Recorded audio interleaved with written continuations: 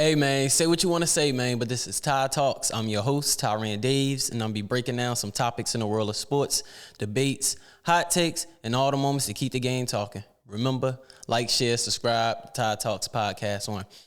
All right, guys, look, I can't even lie to you. All-Star Weekend was half and half, 50-50. It was okay. A lot of bright spots, a lot of trash spots. I think that need to be fixed. But before I get into this All-Star stuff, I just want to talk about Chris Paul.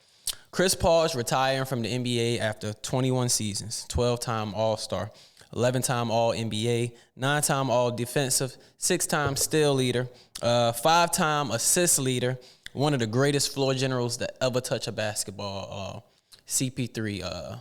Been to a conference finals, been to a NBA final. So look, man, he been to 3 conference finals and an NBA final. So look, Chris Paul, man, one of the greatest floor general point guards of all time, is retiring, man. It's unfortunate that the Clippers waived him. I mean, well, they traded him. Well, first of all, they sent him home. Then they traded him, and then the Raptors waived him. So yeah, he was ready to announce that he was retiring officially. I just think it's unfortunate how they did him. And after that, you got all these teams that Chris Paul played for paying homage to Chris Paul, and the Clippers. They paid homage too, but it's like, man, this is fake vibes, fake energy. Y'all gave up on me. Like, I wasn't even getting playing time anyway. So it's unfortunate to see Chris Paul go out like that, but he is definitely one of the greatest point guards ever. Top 10 somewhere. He's not in my top 5 at all, but he's somewhere definitely in that top 10. So congratulations to Chris Paul on a great 21 years in the NBA. One of the greatest floor generals ever. All right, next. Adam Silver. Adam Silver, you know they always have these conferences before the All-Star game. It's a halfway point, celebrate the season. He can talk about what's rumored or what's going on about the Kawhi situation or the expansion or tanking. Tanking has been a huge disappointment this season. It's getting to the point that it's obvious. Teams are sitting out their whole starting lineup. As you see, OKC and Indiana got fined for sitting out their players. It's unfortunate where it's going, but teams are letting it be known that they're tanking now. And yes, if you're trash, yes, you want the best team.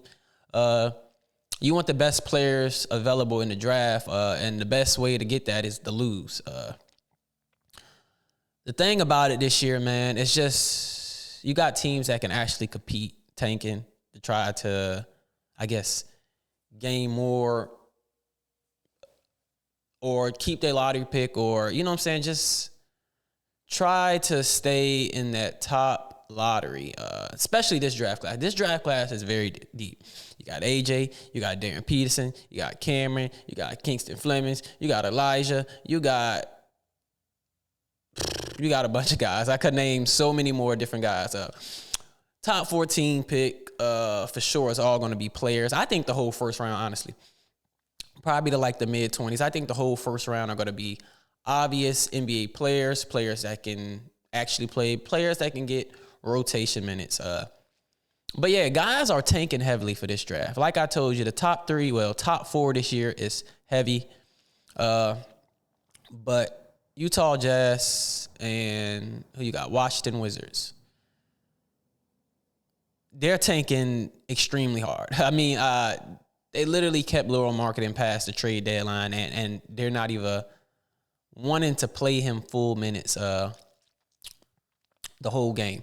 But, guys, this is what I'm going to. This is what Adam Silver said about all this tanking stuff. He said if he has to get rid of the rookie draft, so that means abolish the rookie draft. He's trying to get rid of the rookie draft and just make them into free agents, will be the only way to stop tanking. We need to stop Adam Silver. I can't lie. This All-Star game was lit this year. The game itself. I'm not talking about the weekend. I'm talking about the game. But just talking about this tank and stuff, bro, please don't abolish the NBA draft, killing people childhood dreams to get drafted on TV, come shake your hand in front of their parents and all that. Do not abolish the rookie draft. Do not do that. That will be a terrible, terrible decision on your part.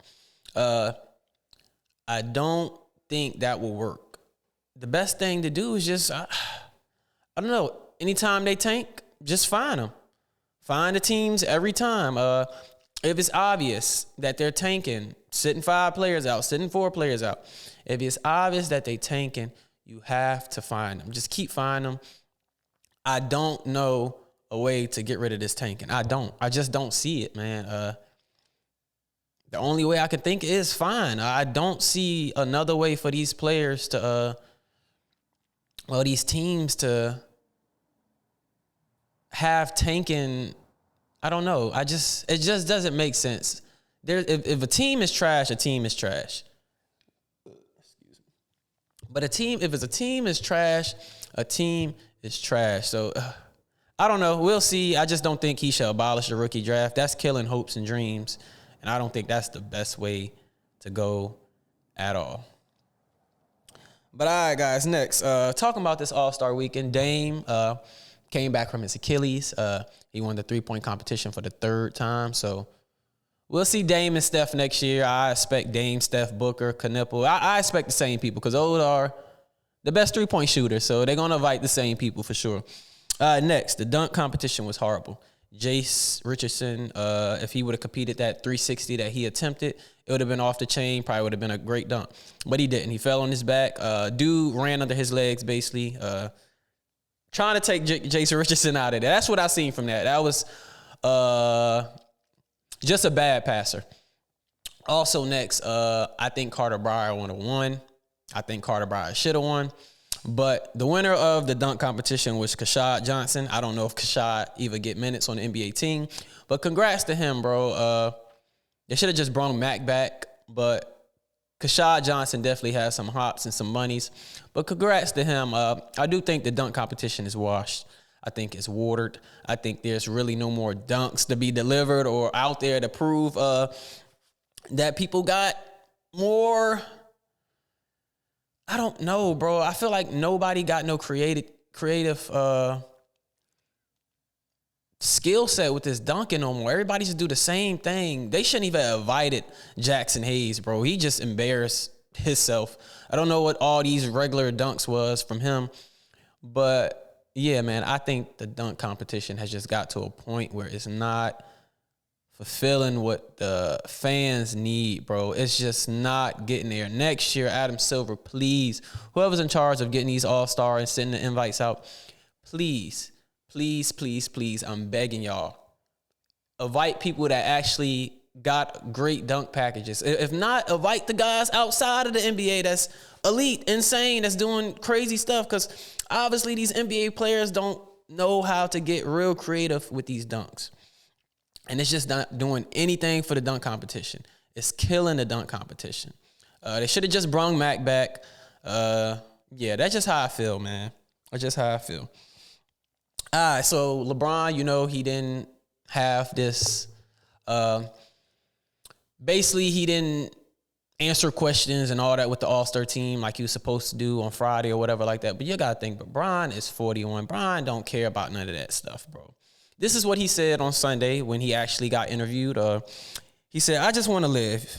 When I know you guys, basically saying when you'll know when he retired. They asked him when he's going to retire, but he said, you guys will know when he's going to retire. So just wait, man. Y'all don't want to see LeBron out the league, really. Y'all really do not want to see, because it's going to take a long time for them to get back on page. And y'all just don't want to see it. I know y'all don't want to see it. All right. Get straight to this All-Star game. Scotty Barnes and Fox had 2 buzzer beaters. I thought both games were good. Team World. Team World did not win an All-Star game at all. They did not win a single one. Wemby, Ant, Kawhi Leonard, LeBron, KD, all the OGs is the ones that set the standard for this All-Star game for sure. They let it be known that they were coming out here to play hard. I didn't think it was going to be like this, but all this chatter that the NBA All-Star game has always been competitive. It really haven't. It really haven't. But overall, guys, Ant Edwards wins the All-Star MVP. Team Stars, was it? Yeah. Yeah, it was. Yeah. Team Stars beat Team Stripes because, it was the two USA teams that was in the finals of the All-Star game situation. Like I told y'all, Team World did not win one. Luka, we didn't see no Luka. We barely see Jokic. Giannis didn't win. So, yeah, guys, this is just a great accolade for Ant to win. I know it really don't mean a lot to a lot of people, but winning these type of accolades and awards and having all this stuff is great to see, man. It's great to see. Also, they need to keep this All-Star format. I know I said I want East and West, but I think the shorter the games, the better competition. I think seeing that clock run out or run down, the last game was horrible. It was a blowout. But overall, it was great. I think the short clock stints, 12 minutes, I think that is a great way to I think it's just I thought it was a great NBA All-Star. I ain't gonna lie to you. I thought the All-Star game itself was great. But all right, guys, look, like, share, subscribe to Ty Talks Podcast 1. More content. Got to get back consistent. But yeah, guys, peace out.